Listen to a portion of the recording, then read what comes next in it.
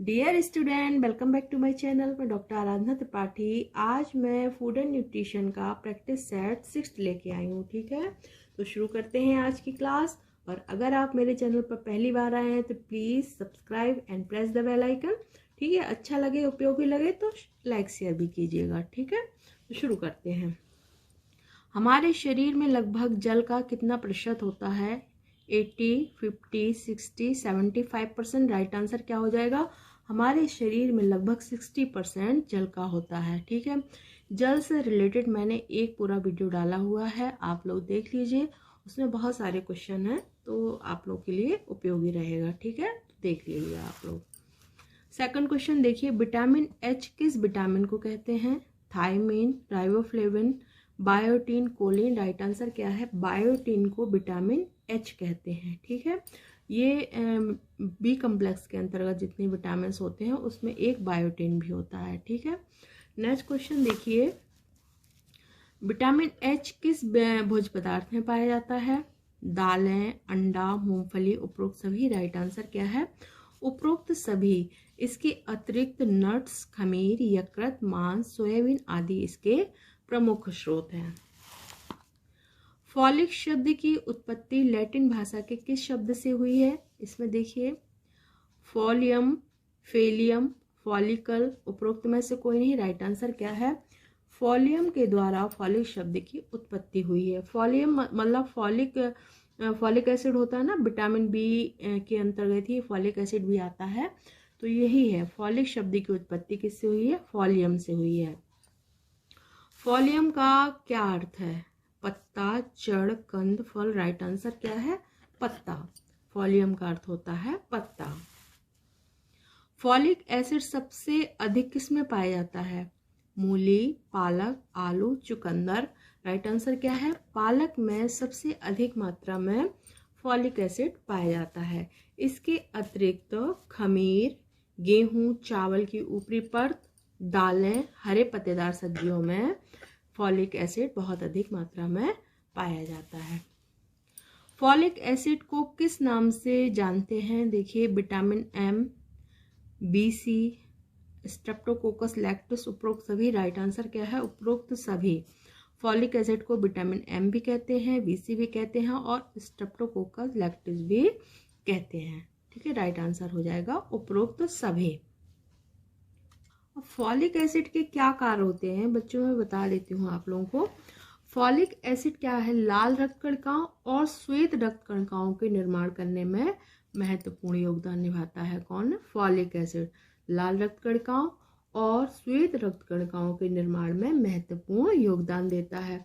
कोशिकाओं के केंद्रक में पाए जाने वाले न्यूक्लियर प्रोटीन के निर्माण में भी महत्वपूर्ण कार्य करता है। ठीक है, इसके 2 महत्वपूर्ण कार्य हैं। ठीक है, अब अगला क्वेश्चन देखिएगा, न्यूक्लियर प्रोटीन के निर्माण में सहायक विटामिन कौन सा है? Choline, biotin, folic acid, thiamine. Right answer क्या है? Folic acid. ठीक है ना, न्यूक्लियर प्रोटीन के निर्माण में या लाल रक्त कणिकाओं के निर्माण में, श्वेत रक्त कणिकाओं के निर्माण में फॉलिक एसिड महत्वपूर्ण भूमिका निभाता है। अगला क्वेश्चन, फॉलिक एसिड की कमी से होने वाला रोग कौन सा है? स्कर्वी, रतौंधी, एनीमिया, डर्मेटाइटिस। राइट आंसर क्या है? फॉलिक एसिड की कमी से होने वाला रोग है एनीमिया। ठीक है ना, फॉलिक एसिड की कमी से बाल्यावस्था तथा गर्भावस्था में एनीमिया हो जाता है। अब स्कर्वी किससे होता है? विटामिन C की कमी से होने वाला रोग है। रतौंधी है विटामिन A की कमी से होने वाला रोग। और डर्मेटाइटिस है नियासिन की कमी से होने वाला रोग, है ना। 3D डिजीज होती है ना नियासिन की कमी से होने वाला। कौन कौन सी है? डर्मेटाइटिस, डायरिया और डिमेंशिया। ठीक है ना, 3D नियासिन की कमी से होने वाले रोगों के अंतर्गत आता है। तो डर्मेटाइटिस नियासिन की कमी से होता है। स्कर्वी हो गया विटामिन C की कमी से, रतौंधी विटामिन A की कमी से, और एनीमिया हो गया फॉलिक एसिड की कमी से, और डर्मेटाइटिस हो गया नियासिन की कमी से। ठीक है, अगला क्वेश्चन देखिए, भोजन के शारीरिक कार्यों को कितने भागों में बांटा गया है? 2, 3, 4, 5। राइट आंसर क्या है? 3 भागों में बांटा गया है। ठीक है ना, कौन कौन से होते हैं? सबसे पहला है शरीर को ऊर्जा प्रदान करना। सेकंड है नए तंतुओं का निर्माण करना व उनकी टूट फूट की मरम्मत करना। और थर्ड है शरीर की रोग प्रतिरोधक क्षमता का विकास करना। कितने कार्य हैं शरीर में? भोजन के 3 कार्य होते हैं। पहला है ऊर्जा प्रदान करना, सेकंड है नए तंतुओं का निर्माण करना, उनकी टूट फूट की मरम्मत करना, और थर्ड है शरीर की रोग प्रतिरोधक क्षमता का विकास करना। अगला देखिए, असुरक्षात्मक आहार कौन सा है? मछली, पनीर, फल, चीनी। राइट आंसर क्या है? असुरक्षात्मक आहार है चीनी। मछली, पनीर और फल क्या है? ये तो सुरक्षात्मक आहार होते हैं। अम्ल उत्पादक भोज्य पदार्थ कौन सा है? साग सब्जियां, अंडा, दूध, फल। राइट आंसर क्या है? अंडा अम्ल उत्पादक भोज्य पदार्थ के अंतर्गत आता है। क्षार उत्पादक आहार कौन सा है? मांस, मछली, अंडा, दूध। राइट आंसर क्या है? मांस क्षार उत्पादक आहार होता है। पहला मानव श्वसन कैलोरीमीटर का आविष्कार कब हुआ था? इसमें देखिए 1860, 1866, 1850, 1966। राइट आंसर क्या है? पहला मानव श्वसन कैलोरीमीटर का आविष्कार 1866 में हुआ था। किसने किया था? ये पेटिन, कोफिट तथा वाइट ने इसका आविष्कार किया था। ऊर्जा मापने की अंतरराष्ट्रीय इकाई क्या है? जूल, कैलोरी, बल, न्यूटन। राइट आंसर क्या है? ऊर्जा मापने की अंतरराष्ट्रीय इकाई को हम जूल कहते हैं। ठीक है, वैसे ऊर्जा मापन की इकाई क्या है? कैलोरी। ठीक है ना, किलो कैलोरी, कैलोरी, ये सब है। अंतरराष्ट्रीय इकाई है जूल। ठीक है, कैलोरी से रिलेटेड भी मैंने एक ऊर्जा से रिलेटेड पूरा एक चैप्टर पूरा डाला हुआ है वीडियो, वो भी आप लोग देख लीजिएगा। कैलोरी को मापने के लिए किस यंत्र का प्रयोग करते हैं? Lactometer, calorimeter, thermometer, meter. Right answer क्या है? कैलोरी को मापने के लिए हम कैलोरीमीटर का उपयोग करते हैं। लैक्टोमीटर के द्वारा क्या नापते हैं? दूध की शुद्धता नापते हैं। थर्मामीटर के द्वारा टेम्परेचर, बॉडी का टेम्परेचर नापते हैं। और मीटर के द्वारा लेंथ नापते हैं। ठीक है ना, कितने मीटर है ये सब मीटर के द्वारा लेंथ नापी जाती है। अगला देखिए, भोजन में उपस्थित ऊर्जा की मात्रा को कैलोरीमीटर में कितनी विधियों से नापते हैं? 5, 2, 4, 10। राइट आंसर क्या है? 2 विधियों से मापते हैं। कौन कौन सी विधियां हैं? पहला है बॉम कैलोरीमीटर की सहायता से प्रत्यक्ष विधि का प्रयोग करके, और सेकंड है ऑक्सीमीटर की सहायता से अप्रत्यक्ष विधि का प्रयोग करके नापते हैं। ठीक है, 2 विधियां हैं। कौन कौन सी हैं? प्रत्यक्ष विधि है और अप्रत्यक्ष विधि है। प्रत्यक्ष विधि के अंतर्गत बॉम कैलोरीमीटर का यूज करते हैं और अप्रत्यक्ष विधि के अंतर्गत ऑक्सी कैलोरीमीटर का प्रयोग करते हैं।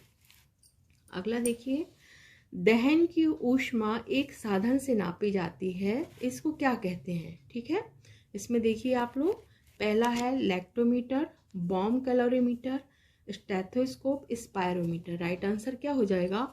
Bomb calorimeter. ठीक है ना, दहन की ऊष्मा को बॉम कैलोरीमीटर के द्वारा नापते हैं। अब लैक्टोमीटर के द्वारा तो दूध की शुद्धता नापते हैं।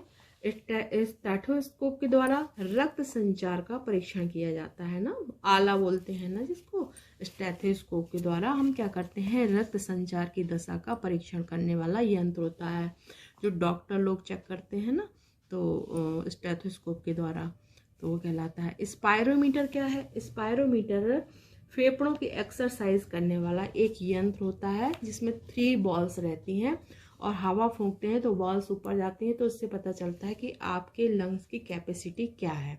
स्पायरोमीटर के द्वारा हम लंग्स की कैपेसिटी जान सकते हैं। ठीक है, अगला क्वेश्चन देखिए, आधारीय चयापचय दर नापने का यंत्र कौन सा है? इसमें देखिए, स्फेग्नोमैनोमीटर, बेनेडिक्ट रॉथ स्पायरोमीटर, कैलोरीमीटर और ग्लूकोमीटर। राइट आंसर क्या है? बेनेडिक्ट रॉथ स्पायरोमीटर आधारित चयापचय दर मापने वाला यंत्र है, बेनेडिक्ट रॉथ स्पायरोमीटर। ठीक है, राइट आंसर हो जाएगा बी। अब स्फेग्नोमैनोमीटर क्या है? स्फेग्नोमैनोमीटर के द्वारा रक्तचाप नापने का यंत्र, यानी कि बीपी हम लोग जिससे नापते हैं, उस यंत्र को क्या कहते हैं? स्फेग्नोमैनोमीटर। कैलोरीमीटर के द्वारा ऊर्जा के मापते हैं, ऊर्जा को मापा जाता है। ठीक है ना, रासायनिक अभिक्रियाओं की ऊष्मा मापने के लिए इसका प्रयोग किया जाता है। अब ग्लूकोमीटर क्या है? इसके द्वारा ब्लड शुगर चेक करते हैं। ठीक है ना। एक छोटा सा यंत्र होता है जो आप अपने द्वारा ही स्वयं अपना ब्लड चेक कर सकते हैं, ब्लड शुगर चेक कर सकते हैं। ओके स्टूडेंट, मिलते हैं नेक्स्ट वीडियो में। प्लीज़ लाइक से सब्सक्राइब कीजिए। Thank you for watching.